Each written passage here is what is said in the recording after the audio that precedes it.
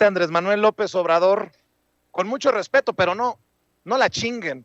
Ahí le voy a agregar yo, que no la chinguen, porque no hay inversión en Centroamérica y en Ucrania es donde se está gastando el dinero, la inversión Estados Unidos. Bueno, para hablar de este y otros temas, saludo a dos amigos de la casa, saludo al maestro, al sensei, escritor y analista político Ramiro Padilla Tondo. Querido Ramiro, te saludo con mucho gusto, ¿cómo estás? ¿Cómo estás, mi querido Vicente? Aquí listo para dejar la víbora chillando. Sobres, pues también saludo con mucho gusto al periodista, reportero en México de Actualidad RT y miembro de esta familia sin censura, Manuel Hernández Borboya. Querido Manuel, ¿cómo estás? Muy buenas tardes ya. Hola, ¿qué tal, Vicente? Ramiro, un saludo para los dos y un gusto estar aquí en la mesa. A ver, déjenme iniciar con esto que planteaba. El presidente Andrés Manuel López Obrador es un hombre de mucho tesón, muy aferrado a sus convicciones. Y me queda claro que no importa si Trump se fue, si llegó Biden, si se reelige Biden o llega Trump, insistirá en que se cumpla la promesa de invertir en Centroamérica. Y hoy, pues la declaración fue fuerte. Invierten desde el Capitolio en Ucrania y se niegan a invertir en Centroamérica como ya se le había prometido. El presidente no es Peña Nieto, que se convirtió en tapete del gobierno de Estados Unidos, y si no, pues acuérdense de Luis Videgaray, que no salía de la Casa Blanca y de sus reuniones con Jared Kushner. No se les olvide que en algún momento desde Estados Unidos nos ordenaron expulsar al embajador de Corea del Norte por un diferendo entre Estados Unidos y Corea del Norte, y nos vimos en la penosa situación de expulsar al embajador de Corea del Norte desde nuestro país.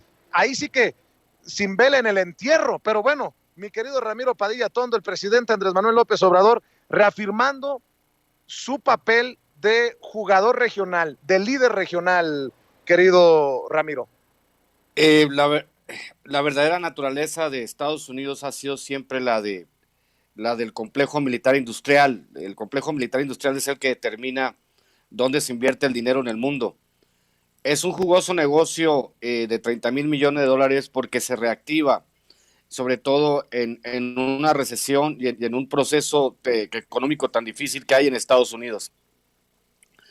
Si nos atenemos obviamente a la historia, y hay que recordar que el concepto de república bananera nace de la idea que tiene Estados Unidos de colonizar y de poner y quitar gobiernos en Centroamérica, y ellos son causantes en gran medida de la gran crisis humanitaria que se vive en Centroamérica. Hay que recordar, por ejemplo, cuando el presidente guatemalteco Jacobo Arbenz quiso darle tierras a los campesinos guatemaltecos en detrimento de la United Fruit, ¿no? En Estados Unidos, y eso hizo que el gobierno de Estados Unidos eh, sacara del poder a Jacobo Arbenz.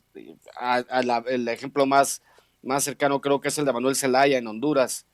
Entonces, los Estados Unidos provoca una crisis humanitaria en Centroamérica, y cuando llegan los migrantes huyendo de la violencia, por la violencia que creó Estados Unidos en Centroamérica, se enojan y no los quieren dejar pasar, y luego nos echan la yuca a nosotros, los mexicanos, con nuestros hermanos centroamericanos, que es una soberana estupidez, porque nosotros y los centroamericanos básicamente llegamos a ser un mismo país. Las divisiones son artificiales y somos exactamente hermanos.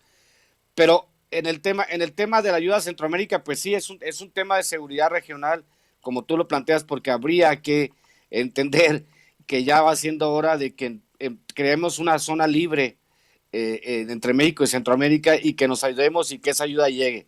Obviamente la hipocresía de Estados Unidos está en su máximo esplendor, pero también hay que entender el factor económico de los Estados Unidos. A ellos les reditúa mucho, eh, reditúa mucho la idea esta de vender armamento, porque a eso se han dedicado toda la vida, a invadir y vender armamento, mi querido Vicente.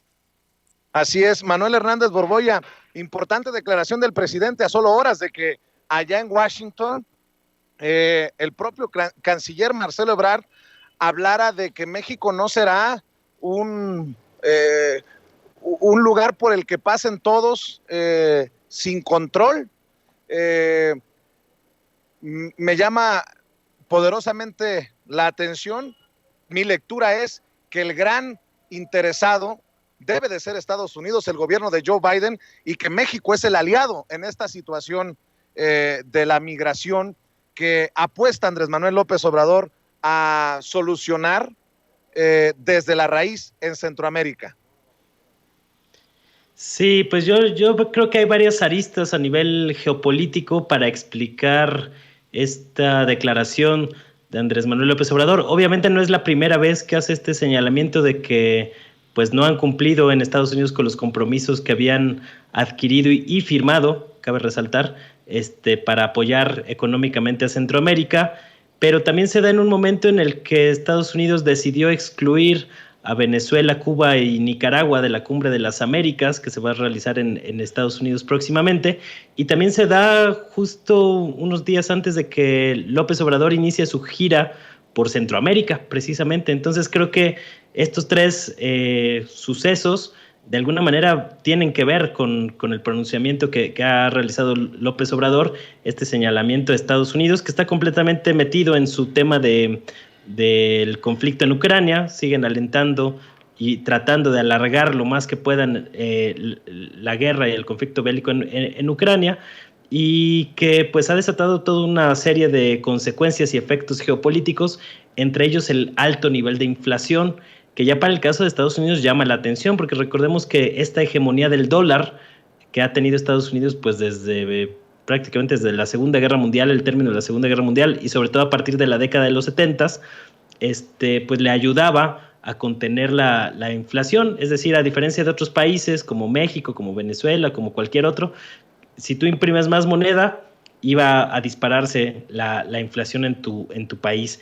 En Estados Unidos, con el dólar, esto no ocurre, y la cantidad de dólares que imprimió Estados Unidos entre 2020 y 2021 fue una cosa tremenda, que cualquier otro país lo hubiera devastado completamente, y que aún a pesar de este truco mágico que tiene Estados Unidos de imprimir dinero sin que le genere inflación, pues ya se ven estos efectos también en la economía estadounidense, y también pues en el caso mexicano empieza a ser un tema que preocupa, y sobre todo por las amenazas y los focos de alerta de una crisis alimentaria. Entonces creo que hay varias aristas en todo este tema, y me parece bien que López Obrador haya hecho un llamado a Estados Unidos a que cumpla con los compromisos que ha adquirido. No en balde, el gobierno mexicano tuvo que cambiar su política migratoria respecto a Centroamérica, precisamente por la presión que ejerció en su momento Donald Trump, pero que se ha mantenido a lo largo de el mandato de Joe Biden, con quien recientemente también habló por teléfono López Obrador, y que se manejaron muchos de estos temas, ¿no? Entonces creo que es un llamado de atención por parte o un reclamo válido por parte del gobierno mexicano a compromisos que, para variar, no están cumpliendo desde Washington. Oigan, a ver, nuevamente el presidente Andrés Manuel López Obrador pone el dedo en la llaga. Bueno, en la mañanera se pone el dedo en la llaga sobre el tema de Carlos Loret de Mola, quien no solamente tendría una propiedad de 138 millones, sino que estaría afectando el abasto del sistema Cutzamala.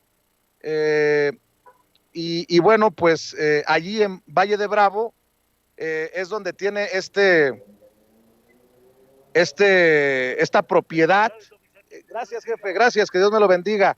El presidente no está dispuesto, ni su equipo, a soltar el tema de Carlos Loret de Mola hasta que se llegue a las últimas consecuencias, y no sé cuáles sean esas últimas consecuencias, Ramiro. Es un tema que obviamente pues ha utilizado de bandera la oposición. Poner a Carlos Loret de Mola como periodista perseguido cuando es el lector de noticias más exitoso en la historia del mundo, no solo del país, sino del mundo, porque solo de leer noticias y hacer reportajes insulsos se ha ganado cientos de millones de pesos y no sabemos todavía el alcance. Es bueno que no se quite el dedo del renglón, pero también hay que entender que hay una lucha que va detrás de Carlos Loret y que tiene que ver con sus patrocinadores. ¿Dónde anda Silvano Aureoles, por ejemplo?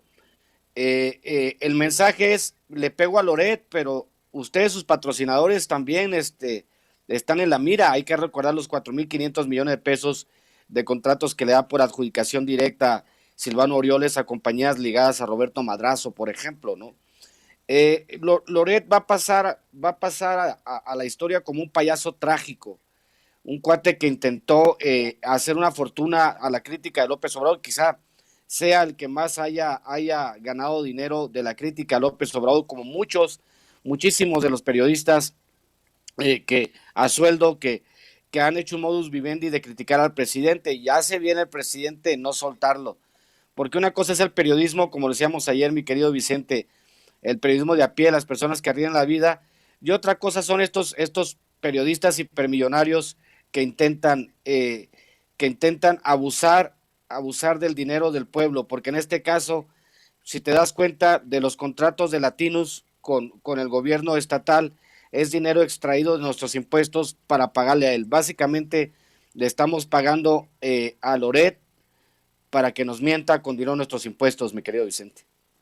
Así es, y hablando de periodistas, la foto de Carlos Loret aparece en el muro de los lamentos de la oposición del PRIAN-RD, de esta alianza putrefacta de Claudio X González, querido Manuel Hernández Borbolla, pero también aparece el rostro de Carmen Aristegui. Ayer Carmen Aristegui daba una explicación que no resultó ser explicación, porque ya no supe si Carmen Aristegui repudiaba el hecho de que utilizaran su fotografía en un evento politiquero o estaba de acuerdo con lo que se decía en este evento politiquero del PRI, PAN y PRD, encabezando pues esta conferencia de prensa Lito Moreno, Marco Cortés y Jesús Zambrano. Si me permiten, déjenme rescatar las declaraciones de Carmen Aristegui ayer, que aclara que no le pidieron permiso, que no le avisaron que iban a usar su fotografía, pero no pide que la retiren, no se desmarca de lo que dicen los dirigentes del PRIAN-RD. Escuchemos. Por cierto, como comentario adicional, como comentario ad later del tema, vimos este muro con fotografías que acompañó a los dirigentes de los partidos políticos en su conferencia de prensa, y bueno, pues pusieron ahí decenas de fotografías de personas, me incluye, este muro incluye mi fotografía y la de otros periodistas y otras personas, están ahí legisladores, gente que de alguna u otra manera hemos sido pues blanco de críticas o de señalamientos o de acusaciones. Aquí ponen persecución política, es la expresión que usan, pero bueno, ponen ahí un muro de fotografías que usted está observando, si sigue la señal en aristeguinoticias.com, si nos está escuchando en la radio le cuento, bueno, están los dirigentes políticos con este muro de fotografías en donde están planteando en contra de la persecución política. Veo mi fotografía ahí, veo la fotografía de otras personas también dedicadas a periodismo y otras personas dedicadas a actividades sociales y políticas que la oposición pues está identificando como perseguidos, persecución política. Bueno, en lo que a mí corresponde, no fui notificada que estaría mi fotografía en ese muro. Lo comento para el público, para que tenga el dato de mi parte, que no hubo una consulta de las personas dirigentes de estos partidos políticos para poner mi fotografía ahí, simplemente lo comento para que usted lo registre, y entiendo que se trata de una campaña pues en donde ellos están identificando a gente con presencia pública, ya sea por los medios de comunicación, ya sea por sus actividades de diferente tipo públicas, y las colocan o nos han colocado en este muro que identifican en bloque como los que hemos sido motivo, dice ahí, de persecución política, asociada esta figura de persecución política con el gobierno actual. Entonces, bueno, pues hecho el comentario, está la campaña, está la forma en que la oposición está planteando un tema de esta naturaleza a través de estas imágenes, y acompañó este muro con estos rostros y fotografías su presentación respecto a esta iniciativa de reforma constitucional en materia político-electoral, donde plantean segunda vuelta, elecciones primarias y regulaciones a la conferencia matutina de la Presidencia de la República. Así que bueno, todo esto junto forma parte de lo que han presentado los opositores a través de la alianza Va por México el día de ayer en estos temas. Así que bueno, damos cuenta de ello y seguiremos analizando y informándole.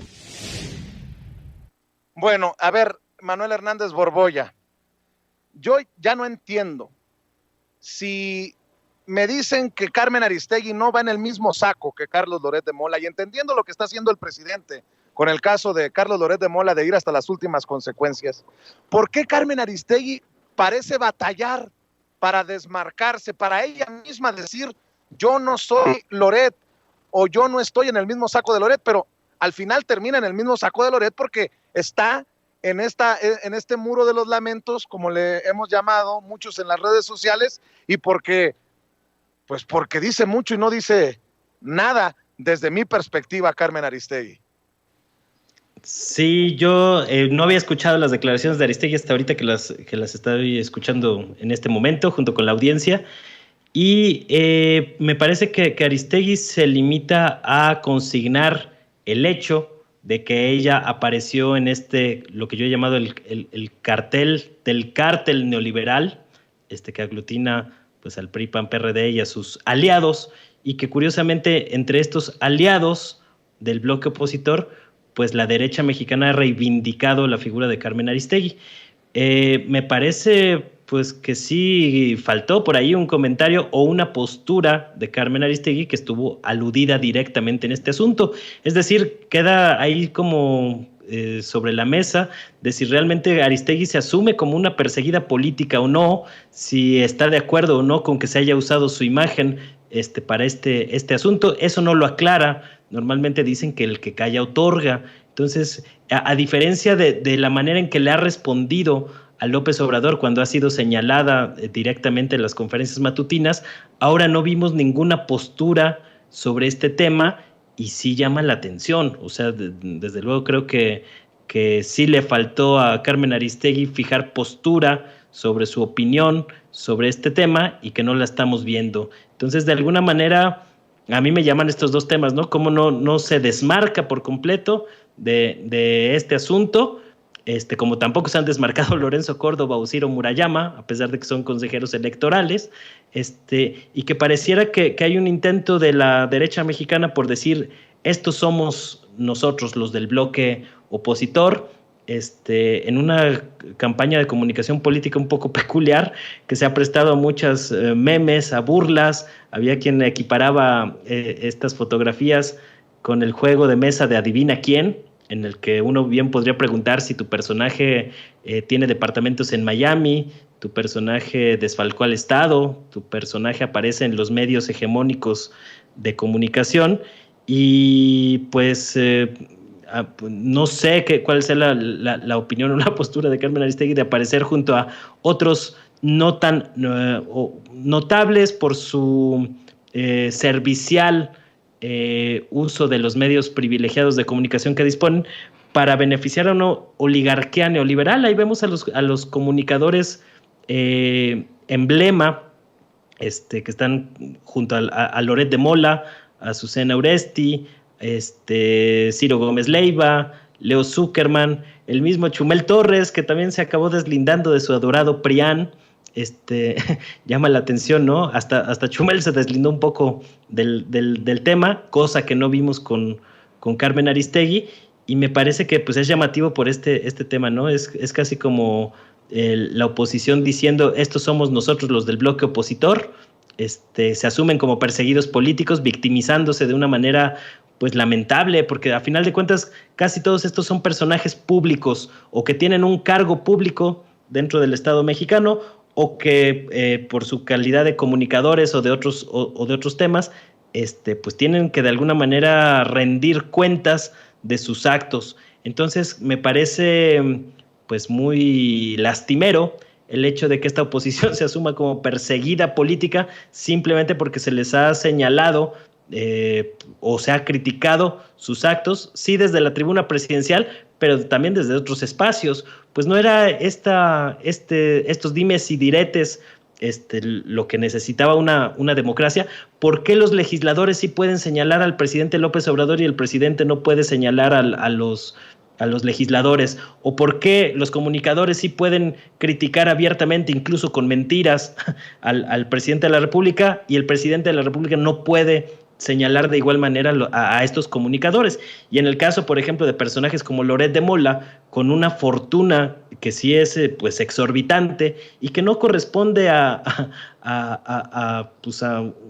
trabajo bien habido, diría yo. Es decir, ¿cómo es posible que un comunicador acumule esta cantidad de riqueza? Dice Carlos Loret que él toda su vida ha trabajado, yo también desde los 17 años, y estamos muy lejos de los ingresos multimillonarios que ha tenido este mercenario informativo de la clase política mexicana. Recordemos de dónde viene Carlos Loret. Es hijo de un exgobernador del PRI en Yucatán, es parte de la clase política, y como parte de la clase política, pues ha sido un guardián de los intereses de la oligarquía neoliberal que destruyó al país. Ese es Carlos Loret, y eso explica los ingresos multimillonarios que ha acumulado a partir del dinero que han obtenido los respectivos medios para los que ha trabajado, que han sido serviciales y cómplices de esta oligarquía neoliberal. Es decir, Carlos Loret de Mola es un personaje que forma parte de esta oligarquía neoliberal,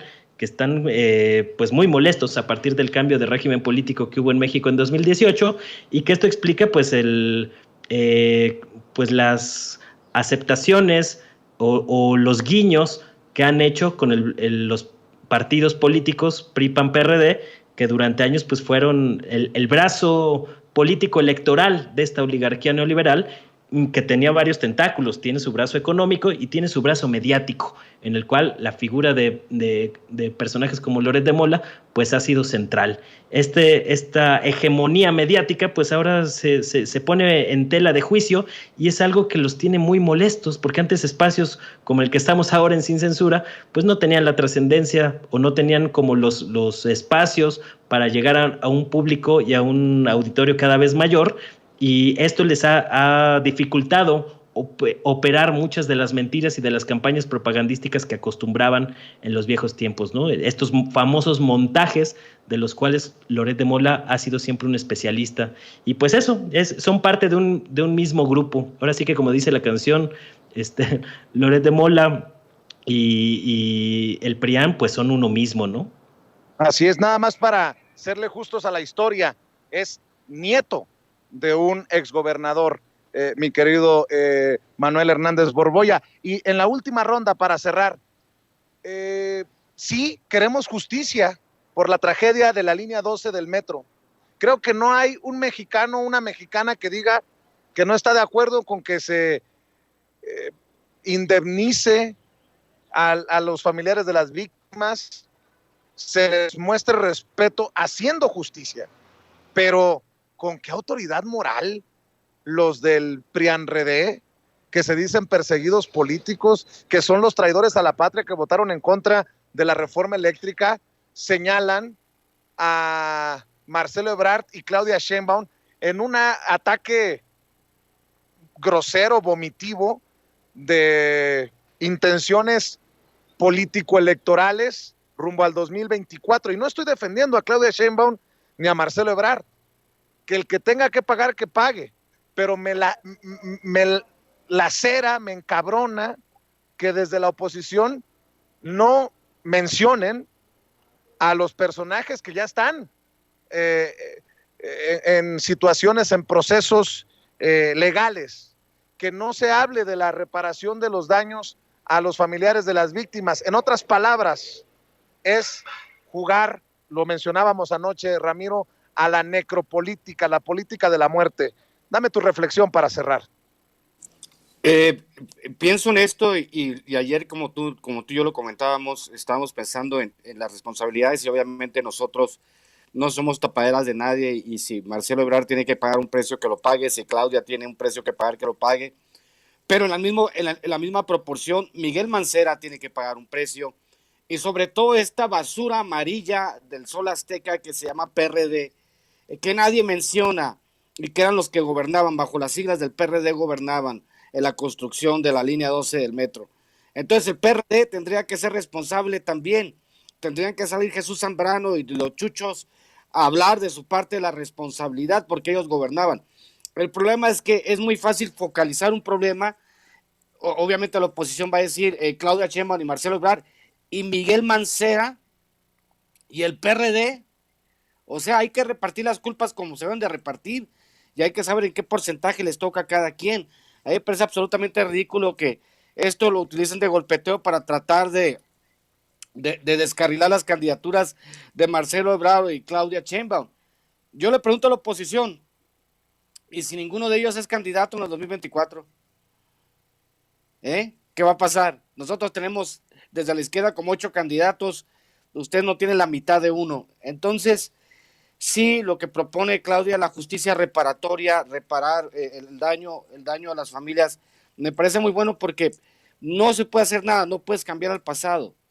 Entonces, lo mejor es tratar de llegar a un buen acuerdo con las familias y tratar de darle vuelta a la página, sobre todo porque pues solo beneficia el golpeteo político a los panistas que van y llevan ofrendas florales al lugar de los hechos, pero yo estoy esperando que los panistas lleven ofrendas florales a los niños de la guardería ABC, a los miles de niños que quedaron huérfanos por la guerra de Calderón, a los más de 80,000 desaparecidos en el país.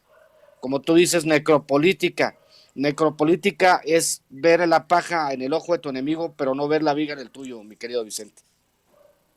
Y ya hemos advertido aquí, para también la reflexión final, Manuel Hernández Borbolla, que lo peor está por venir, lo peor de las campañas politiqueras, lo peor de los ataques, lo peor de lo peor, por las 6 elecciones en 6 estados este año, por las 2 elecciones el próximo, por el 2024, creo que sí, es importante escuchar las voces de quienes exigen justicia, pero entender que estos políticos fueron a presentar las ofrendas florales sin los familiares de las víctimas en un acto meramente politiquero, insisto. Sí, yo creo que ese es el tema que más ha resaltado en este asunto, ¿no? Cómo no ha habido un acompañamiento por parte de los familiares de las víctimas a las protestas que han utilizado con fines políticos, pues los partidos de oposición, en específicamente el PAN, que incluso increíble, pero pasa en este país, que cuando tenían los carteles sobre el número de víctimas, traían mal la cifra, ellos traían 27 muertos cuando realmente fueron 26, y que todavía uno de los pues manifestantes panistas que estaban ahí protestando por este asunto, decían que no importaba, que pudieron haber sido 30 de cualquier manera, ¿no? Entonces, esto te habla del desinterés y de la manera en que estos personajes pues han tratado de montarse en una tragedia terrible para lucrar políticamente, que es lo único que les interesa. No les interesa el bienestar de las personas, no les interesa la situación de los familiares de las víctimas, sino les interesa simplemente el golpeteo político, y eso es lo que hemos estado viendo. A mí sí me ha llamado la atención el grado de operación política que logró López Obrador con este asunto. No hemos visto, o al menos yo no he visto, manifestaciones muy grandes o muy sonoras de los familiares de las víctimas, que en general, pues según pude ver algunos testimonios en estos últimos días, están medianamente de acuerdo con la propuesta de reparación de daño que han implementado las autoridades, y que fue una operación política de Andrés Manuel López Obrador, del presidente, con Carlos Slim, con Claudia Sheinbaum, muy al principio de la crisis, y que sí logró atajar pues esta situación, porque no era un tema menor este asunto de la línea 12 del metro, pero digamos políticamente le resultó muy pues que lograron el cometido de atender adecuadamente a las víctimas, y esto desinfló el tema, ¿no? Que tratan de alimentar y de mantener vivo con fines políticos por parte del bloque opositor. Pero pues nomás no le encuentran cómo mantener vivo este tema en la palestra mediática, ¿no? Y sobre todo cuando hay muchas inconsistencias. Se habla mucho del papel de Ebrard, por ejemplo, en este tema, que fue a final de cuentas el gobernante que construyó la obra. Se habla de la protección que podría estar recibiendo las empresas de Carlos Slim, se habla del papel de Claudia Sheinbaum en la investigación, pero en el bloque opositor se callan totalmente pues, el papel que ha jugado Miguel Ángel Mancera, que muy cómodamente está nadando de muertito en su curul ahí en el Senado, por parte del PRD, de la misma manera que nadó de muertito 6 años en su gestión como jefe de gobierno en la Ciudad de México. Entonces, pues ahí es cuando se nota evidentemente que no hay un interés serio por conocer exactamente lo que ocurrió con el tema de la línea 12. No hay interés de la oposición porque haya una investigación seria, sino simplemente estar señalando para lucrar políticamente con el dolor de las víctimas, algo que me parece absolutamente despreciable. Asqueroso. Mi querido Manuel Hernández Borboya, ¿por qué no cerramos invitando a la gente para que te siga en tus esfuerzos, en tus trincheras independientes, tanto en YouTube como en otras redes sociales como Twitter? Sí, muchas gracias. Pues ahí estamos en YouTube, en el canal Manuel Hernández Borboya, así con mi nombre tal cual. Hoy vamos a analizar algo sobre la inflación y la crisis alimentaria más en la nochecita para que estén atentos a las 10 de la noche. Se suscriban, me ayudaría mucho que a la gente que les gusta el contenido que estoy haciendo se suscribieran al canal. Sobre todo ahora en estos tiempos tan inestables. Y también pues, estamos ahí en Facebook, Manuel Hernández Borboya, periodista, y en Twitter, @Manuel H. Borboya. Un gusto compartir mesa con Ramiro, contigo, Vicente, y les mando un abrazo. Qué chulada escuchar eso que acabas de decir, que las benditas redes sociales nos pueden dar la estabilidad que ya no nos dan los medios tradicionales. Mucho, mucho, mi querido Manuel, y que amor con amor se pague. Podemos no estar de acuerdo en todo, pero nadie puede cuestionar nuestra independencia. Gracias, Manuel Hernández Borboya. Ramiro Padilla Tondo, también cerremos invitando a la gente a tus redes.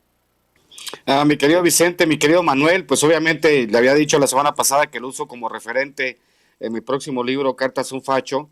Ya luego le haré llegar un ejemplar. La próxima semana empezamos la preventa de Cartas a un Facho. Y déjame decirte, Manuel, que la andamos regando, Manuel. Tendríamos que armar un juego de rol, que se llama Chayoteros versus Periodistas, un juego de rol para que todas las familias mexicanas tuvieran. A lo mejor nos hacemos millonarios de ahí. No hemos, deberíamos de pensarlo bien, juegos de rol de ese tipo, ¿no? Bueno, pues @Ramiro Atondo, @Chairo Ilustrado. Nos vemos esta noche en Chaironomics, el programa de economía de Chairos. Y pues seguiremos en todos los espacios luchando, contando nuestra historia. Y ya voy a empezar mis columnas editoriales en mi canal de YouTube para que lo esperen hoy. Voy a empezar con la primera. Les mando un abrazo, mi querido Manuel y mi querido Vicente. Gracias, Ramiro. Gracias, Manuel. Estamos al pendiente. Gracias por hablar sin pelos en la lengua.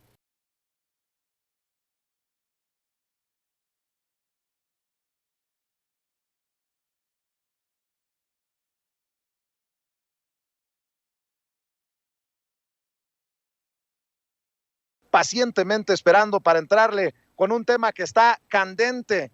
Alito Moreno, exhibido por Laida Sansores, allá en Campeche, de todo parece indicar estar ordenando la repartidera de millones, no de pesos, de dólares. Y yo me pregunto si es el Solá que inventó eso de que Andrés Manuel López Obrador era un peligro para México, el mismo que estuvieron utilizando entonces los priistas de la mano de Alito Moreno. Mi querido Luis Guillermo Hernández, te saludo con mucho gusto. ¿Qué tal, mi querido Vicente? Muy buenas tardes y buenas tardes a la audiencia de Sin Censura. Es una revelación la que hace la gobernadora de Campeche, Laida Sansores, esta confirmación de algo que ya desde el año pasado habíamos especulado, mi querido Vicente, la intervención de este hombre de las campañas sucias, de este hombre de los basureros mediáticos, Antonio Solá, en la campaña por la gubernatura de Campeche el año pasado, en la que hoy escuchamos en la tímida y cándida voz de Alejandro Botox Moreno, que dinero, presumiblemente, quizá dinero público, fue destinado a este hombre de los basurales en las redes sociales, de este hombre de las campañas de lodo y putrefacción, para orquestar esa terrible, verdaderamente ignominiosa campaña en contra de Laida Sansores San Román.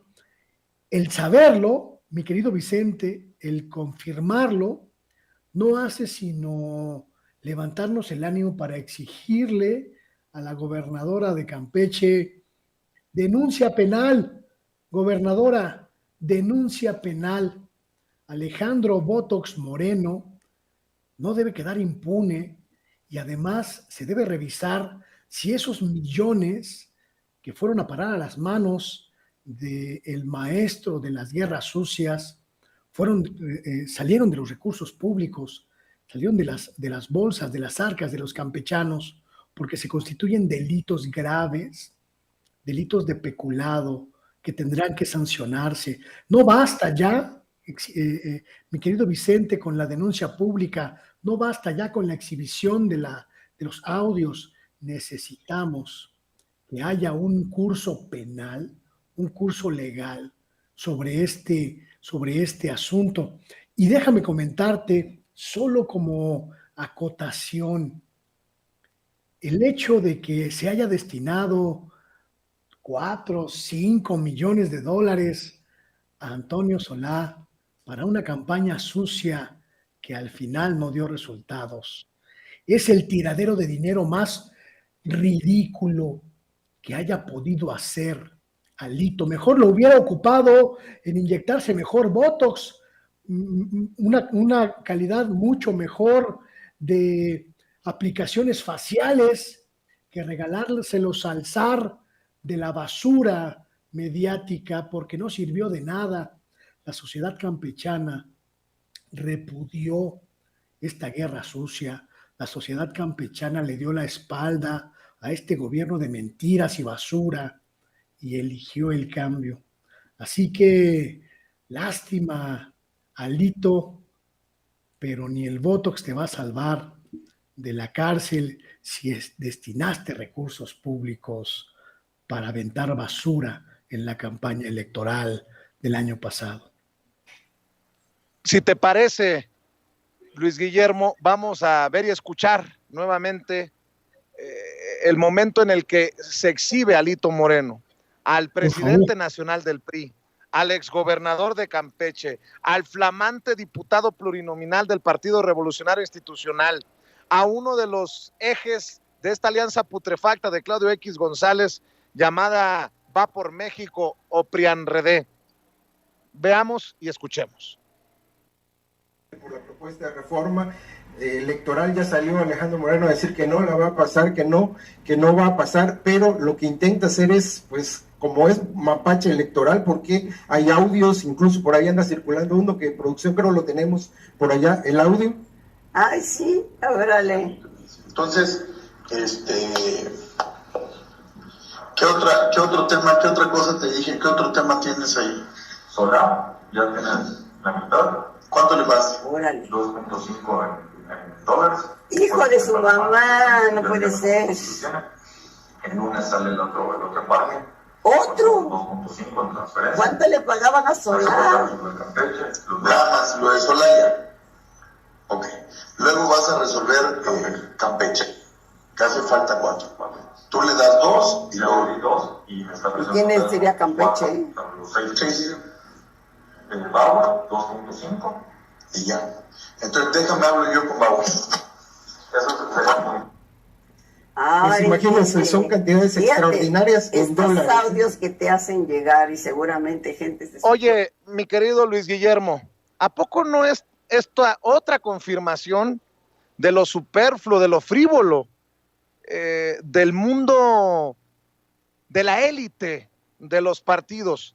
En este caso, Alito Moreno, el que se compra zapatos Dolce Gabbana de 20,000 pesos. Alito Moreno, el señalado por haberse construido un palacete con puras donaciones. Hágame usted el favor. Alito Moreno, el que se rasga las vestiduras desde la tribuna o desde estas conferencias de prensa en las que se dice perseguido político, Luis Guillermo? Hay una cuestión en este asunto, mi querido Vicente, que me llama mucho la atención. Una clase política que parece estar atrapada en el tiempo y que no entiende las transformaciones profundas que han ocurrido en México, una de ellas, la que permite contrarrestar las guerras sucias con información alternativa.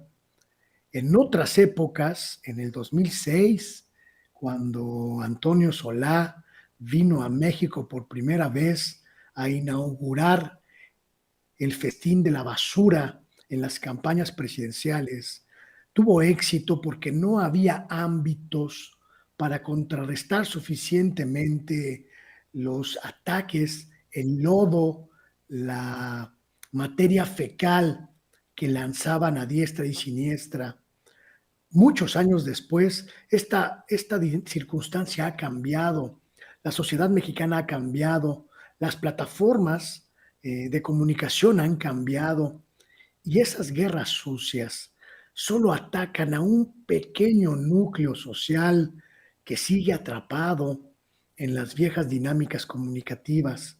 La gran mayoría de la gente ya tiene acceso a otras formas de entender la realidad y contrarresta cada día los ataques, cada día la basura, cada día la materia fecal que lanzan en los medios, en sus medios aliados, estos estrategas de la basura.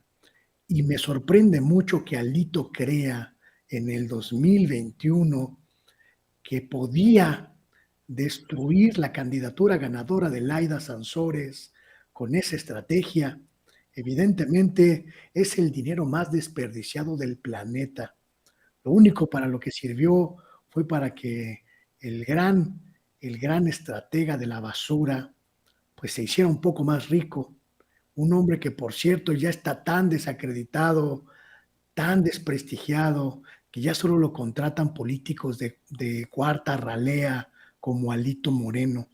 Un hombre tan desprestigiado, tan caído de honra, que ya solo recibe dinero de ratones de la política como el dirigente de lo que queda del PRI en México.